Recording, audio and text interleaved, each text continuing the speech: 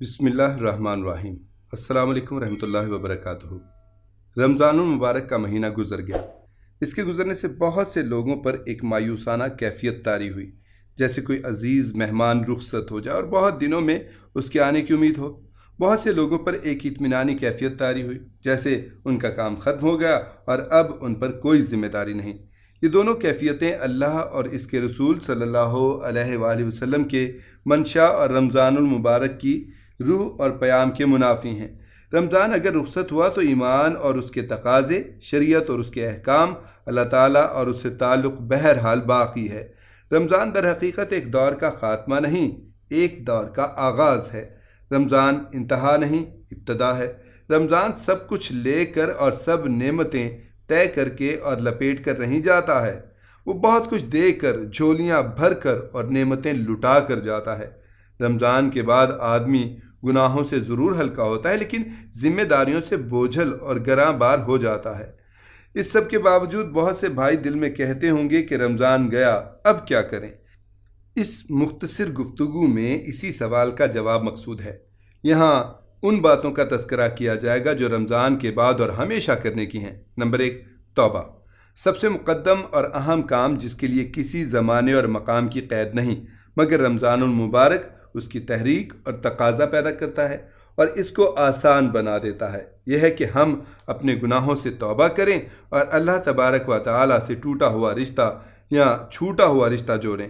توبہ کی قرآن و حدیث میں اس قدر ترغیب و تاکید ہے اور اس قدر اس کی فضیلت بیان کی گئی ہے کہ ایمان کے بعد سب سے اہم چیز معلوم ہوتی ہے۔ قرآن شریف میں ہے، اے مومنو، تم سب مل کر اللہ سے توبہ کرو، توقع ہے کہ فلاح پاؤ گے۔ ایک اور فرمان ہے، اللہ سے سچی اور مخلصانہ توبہ کرو۔ حدیث شریف میں آتا ہے کہ تم سب اے انسانوں خطا کار ہو اور گناہ گار ہو، اور خطا کاروں اور گناہ گاروں میں سب سے بہتر کثرت سے توبہ کرنے والے ہیں۔ ایک دوسری حدیث میں آتا ہے، گناہ سے توبہ کرنے والا ایسا ہو جاتا ہے جیسے اس کا کوئی گناہ ہی نہیں۔ قرآن و حدیث کے مطالعے سے معلوم ہوتا ہے کہ توبہ صرف ضرورت ہی کی چیز اور مجبوری کا معاملہ نہیں ہے کہ جب آدمی کسی معصیت میں مبتلا ہو جائے تو توبہ کرے۔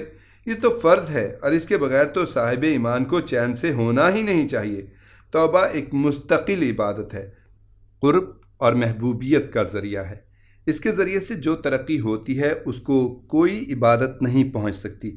اس لیے ابرار و صالحین اور مقربین کو بھی اس کی ضرورت ہے۔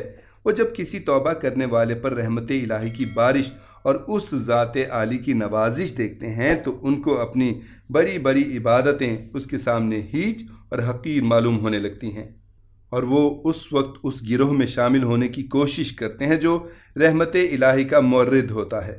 بہرحال رمضان کے بعد سب سے مقدم اور اہم اور سب سے اعلیٰ افضل کام یہ ہے کہ ہم اپنے سارے گناہوں سے توبہ کریں اور وقتاً فوقتاً توبہ کرتے رہیں۔ حدیث میں آتا ہے کہ وہ شخص بڑا خوش قسمت ہوگا جو حشر کے دن اپنے نامہ اعمال میں استغفار کی کثرت پائے گا۔ نمبر 2، ایمان کی تجدید۔ بہت سے بھائی سمجھتے ہیں کہ ایمان ایک مرتبہ لے آنا کافی ہے، اس کے بعد اس کو تازگی، غذا اور تجدید کی ضرورت نہیں۔ حدیث میں آتا ہے کہ ایمان اسی طرح پرانا ہوتا ہے جیسے کپڑا میلا اور پرانا ہو جاتا ہے، اس کو نیا اور اجلا کرتے رہو۔ صحابہ کرام رضوان اللہ علیہم نے عرض کیا کہ اس کو کس طرح نیا کریں؟ فرمایا، لا الہ الا اللہ کی کثرت کرو۔ خود قرآن شریف میں ہے، کیا ایمان لانے والوں کے لیے ابھی وہ وقت نہیں آیا کہ ان کے دل اللہ کے ذکر سے پگھلیں اور اس کے نازل کردہ حق کے آگے جھکیں اور وہ ان لوگوں کی طرح نہ ہو جائیں جنہیں پہلے کتاب دی گئی تھی، پھر ایک لمبی مدت ان پر گزر گئی تو ان کے دل سخت ہو گئے اور آج ان میں سے اکثر فاسق بنے ہوئے ہیں۔ اس آیت کے سننے اور پڑھنے کے بعد بعض اصحاب اپنے دل کی سختی اور بے حسی سے شاید مایوس ہوتے ہیں اور سمجھتے ہیں کہ دل کی یہ زمین بالکل بنجر ہو گئی ہے اور اب کبھی اس میں شادابی اور رویدگی پیدا نہیں ہوگی۔ تو معاً اس کے بعد ارشاد ہوا، یاد رکھو کہ اللہ تعالیٰ زمین کو مردہ ہو جانے کے بعد زندہ کر دیتا ہے۔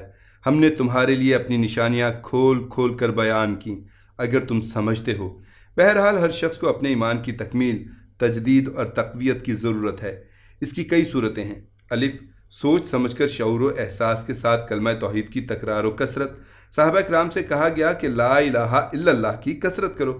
ظاہر ہے کہ وہ بے سوچے سمجھے اور معنی و مطلب پر غور کیے بغیر کلمے کی تکرار اور کثرت نہیں کرتے ہوں گے۔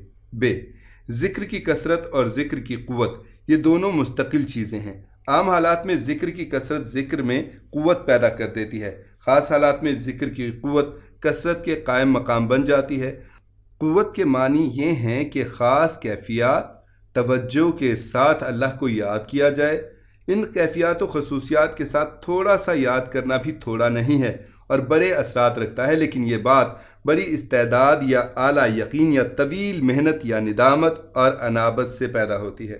جیم اہل یقین کی صحبت، جس کی کیمیا عصری اور پارس صفتی دنیا کو تسلیم ہے اور قرآن مجید کی اس پر مہر لگی ہوئی ہے۔ وَكُونُوا مَعَ الصَّادِقِينَ سورہ توبہ، اور صادقین راست بازوں کے ساتھ رہو۔ دال اعمال کی کثرت اور مدامت، اس سے بھی ایمان میں جلا اور قوت اور زندگی پیدا ہوتی ہے۔ نمبر 3، احکام شریعت کی پابندی رمضان کے بعد اور ہمیشہ کرنے والے کاموں میں شریعت کی پابندی اور فرائض و احکام کی بجا آوری ہے، جس کی خصوصی مشق رمضان میں کرائی جاتی ہے۔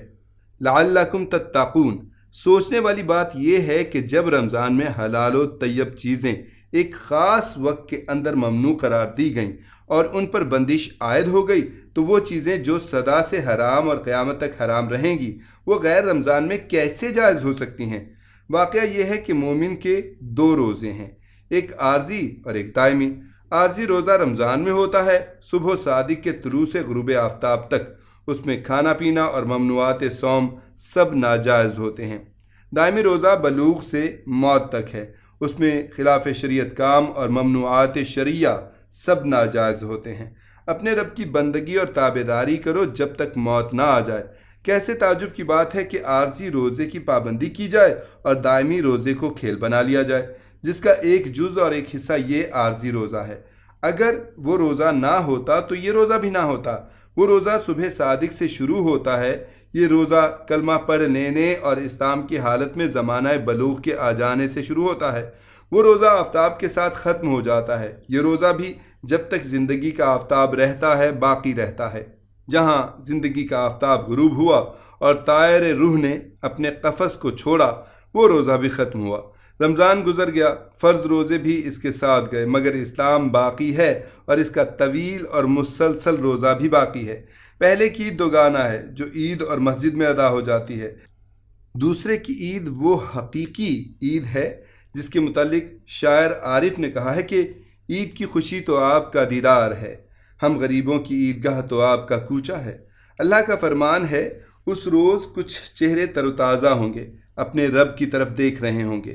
نمبر 4، قرآن سے تعلق۔ رمضان المبارک کا بڑا تحفہ اور عطیہ ربانی یہ قرآن مجید ہے۔ رمضان وہ مہینہ ہے جس میں قرآن نازل کیا گیا جو انسانوں کے لیے سراسر ہدایت ہے اور ایسی واضح تعلیمات پر مشتمل ہے جو راہ راست دکھانے والی اور حق و باطل کا فرق کھول کر رکھ دینے والی ہے۔ رمضان تو سال بھر کے لیے رخصت ہوا، مگر اپنا پیام، اپنا تحفہ اور اپنی سوغات چھوڑتا گیا۔ ضرورت ہے کہ رمضان گزر جانے کے بعد اس تحفے سے اس کی یاد تازہ کی جائے، اس کی برکات حاصل کی جائیں۔ بلکہ واقعہ یہ ہے کہ تحفہ قاصد سے بڑھ کر ہے۔ شاہ وقت اپنے کسی منتخب غلام کو کسی قاصد کے ہاتھ تحفہ بھیجے تو یہ تحفہ اس کی خاص سوغات ہے۔ یہ قرآن مجید اللہ تعالیٰ کا کلام ہے اور اس کی صفات کا مظہر ہے۔ اس وقت پورے عالم انسانی میں اور اس زمین کی سطح کے اوپر اللہ تعالیٰ کی ذات سے قرب رکھنے والا اور اس کی صفات و کمالات کا پرتو قرآن مجید ہی ہے۔ ضرورت ہے کہ اس کو ایک زندہ کتاب کی طرح ہمیشہ پڑھا جائے اور یقین پیدا کیا جائے کہ ہمارا دل اللہ کے کلام سے مسرور اور ہماری روح اس کیفیت سے مخمور ہو۔ حضرت ابی بن کعب رضی اللہ تعالی عنہ نے حضور اکرم صلی اللہ علیہ وآلہ وسلم سے پوچھا تھا کہ کیا میرے مالک نے میرا نام لے کر کہ ابی بن کعب سے قرآن مجید پڑھوا کر سنو، اور جب اس کا جواب اسوات میں ملا تو فرط مسرت سے رو پڑے۔ ہم کو بھی اس پر ناز ہونا چاہیے کہ ہمارا رب ہم سے مخاطب ہے اور ہم میں سے ہر شخص فردن فردن اس کا مخاطب اور شرف خطاب و التفات سے مشرف ہے۔ بہت سے بھائی رمضان میں بڑی مستعدی سے قرآن مجید سنتے اور پڑھتے ہیں، مگر رمضان ختم ہوتے ہی اس کو طاق پر ایسا رکھتے ہیں کہ پھر رمضان ہی میں اتارتے ہیں۔ یہ بڑی ناقدری اور نادانی ہے۔ رمضان مبارک اس کی تقریب کرا کے رخصت ہوتا ہے۔ وہ اس لیے آتا ہے کہ آپ سال بھر اس کو پڑھتے رہیں، نہ کہ اس لیے کہ سال بھر کا آپ اس میں پڑھ لیں پھر سال بھر کے لیے چھٹی۔ اس لیے رمضان کے بعد کرنے کا چوتھا کام یہ ہے کہ ہم قرآن مجید سے اپنا تعلق باقی رکھیں اور اس کی تلاوت اور اس پر غور و تدبر جاری رکھیں۔ نمبر 5، حسن سلوک۔ رمضان مبارک ہمدردی و غمخواری، امداد و اعانت اور حسن سلوک کا خاص مہینہ ہے۔ اس کو شہر البر و مواسات کہا گیا ہے۔ اس کے جانے کے بعد بھی ہمیں اس شعبے کو زندہ رکھنا چاہیے اور ان سب بھائیوں کی خبر لیتے رہنا چاہیے جو ہماری امداد و اعانت اور حسن سلوک کے محتاج ہیں۔ موجودہ بے روزگاری اور گرانی نے ان لوگوں کی تعداد بہت بڑھا دی ہے جو پیسے کے محتاج ہیں اور دانے دانے کو ترستے ہیں اور کسی کے سامنے دستے سوال دراز نہیں کرتے۔ خاص طور پر مدد کے مستحق وہ تنگ دست لوگ ہیں جو اللہ کے کام میں ایسے گر گئے ہیں کہ اپنی ذاتی کسب معاش کے لیے زمین میں کوئی دوڑ دھوپ نہیں کر سکتے۔ رمضان کی تاثیر اور روزے کی قبولیت کی یہ بھی علامت ہے کہ دل میں گداز اور طبیعت میں نرمی اور ہمدردی کا جذبہ پیدا ہو اور رمضان گزر جانے کے بعد بھی خلق خدا پر شفقت، غربا پر ترس اور پریشان حال لوگوں کے ساتھ سلوک کی خواہش اور کوشش ہو۔ یہ ہیں وہ سب کام جو رمضان کے بعد بھی جاری رہنے چاہیے اور جن کے لیے رمضان خاص طور پر تیار کر کے جاتا ہے۔ بس اے محبوب صلی اللہ علیہ وآلہ وسلم بشارت دے دو میرے ان بندوں کو جو بات کو غور سے سنتے ہیں اور اس کے بہترین پہلو کی پیروی کرتے ہیں۔ یہ وہ لوگ ہیں جن کو اللہ نے ہدایت بخشی ہے اور یہی دانش مند ہیں۔